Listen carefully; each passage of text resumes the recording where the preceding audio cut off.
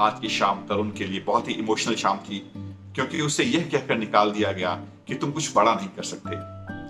तरुण का एमबीए करने के बाद ये पहला जॉब था और वहां भी उसके साथ इतना खराब एक्सपीरियंस हुआ। वो बहुत ही दुखी मन से घर की तरफ तो जा रहा था, लेकिन उसका आत्मविश्वास, उसका कॉन्फिडेंस बहुत ऊंचा था और कुछ बड़ा कर गुजरने की उसके मन में हिम्मत थी।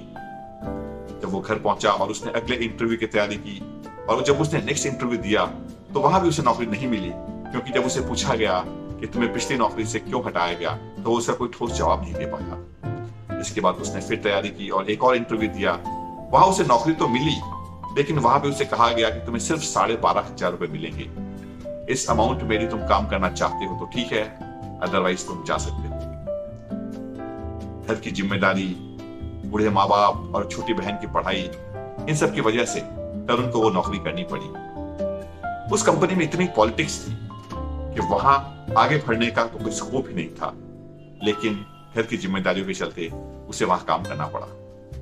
एक दिन काफी काम करने के बाद जब शाम के समय तरुण अपनी कंपनी से पैदल ही घर की तरफ जा रहा था तो रास्ते में उसे एक लड़की मिली जो खिलौने बेच रही थी। उस लड़की ने तरुण से कहा कि बाबूजी कुछ खिलौने ले लीजिए, आपके बच्चे खेल लेंगे।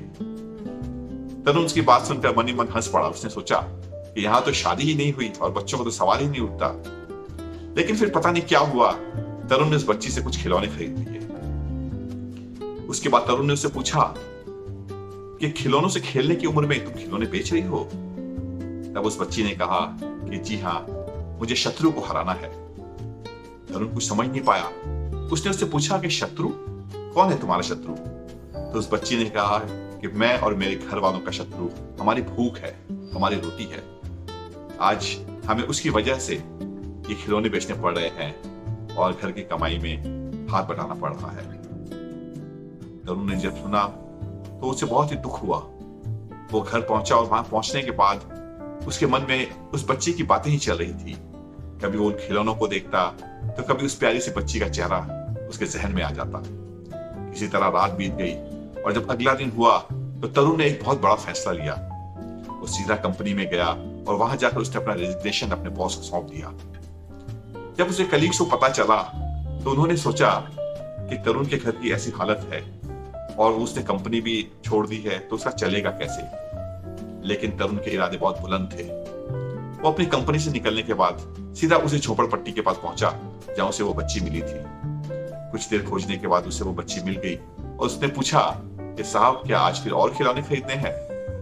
अब तरुण ने कहा कि नहीं, अब हम दोनों को मिलकर शत्रु को हराना है, भूख को हराना है। इसके बाद दोस्तों तरुण ने एक एनजीओ ऑर्गेनाइजेशन खोली और उसके लिए दिन रात बहुत मेहनत की।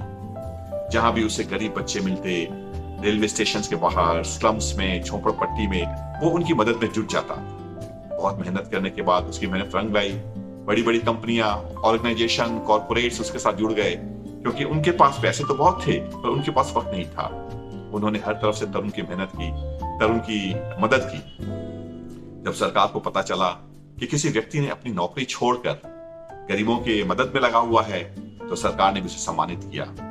इसके बाद वो कंपनीज में और कॉर्पोरेट्स के पास जाकर सेमिनार्स करने लगा, लोग उसे बुलाने लगे। एक बार जब तरुण किसी कंपनी में गया तो वहां के सीईओ साहब ने उसे गुलदस्ता दिया और कहा कि हम बहुत धन्य हैं कि आप जैसा व्यक्ति हमारी कंपनी में आया।